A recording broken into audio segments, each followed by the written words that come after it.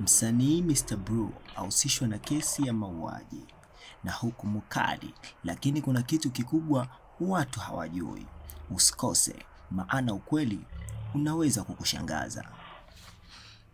Mitandao imelipuka kwa taarifa zikidai kuwa Mr. Blue ndiye anayehusika na tukio hilo zito. Watu wamekuwa wakishare picha na jumbe bila kujua ukweli halisi. Lakini subiri kidogo, kuna kitu hapo hakiko sawa. Kwa mujibu wa taarifa kutoka chanzo cha vyombo vya usalama, inaelezwa kuwa mtu aliyekamatwa si yule msanii aliyejulikana na watu wengi.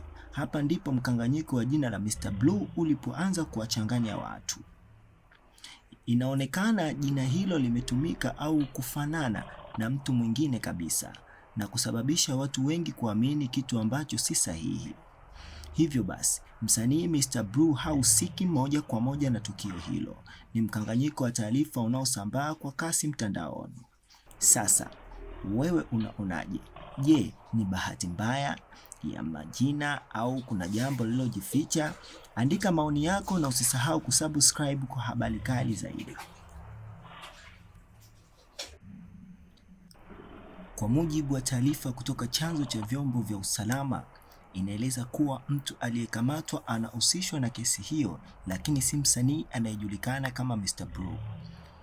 Chanzo hicho kilieleza kuwa jina lililotumika limeleta mkanganyiko mkubwa kwa umma. Inaelezwa kuwa hata askari waliokuwa wakifuatilia tukio hilo waligundua mkanganyiko wa jina la Mr. Blue. Taarifa zinaonyesha kuwa mtu aliyekamatwa si yule msanii maarufu, bali ni mtu mwingine kabisa, na hapa ndipo ukweli unaanza kujitokeza. Hivyo basi, kile kinachosambaa mtandaoni hakikuwa na picha kamili ya tukio, na ndipo watu wengi wakaanza kuchanganyikiwa.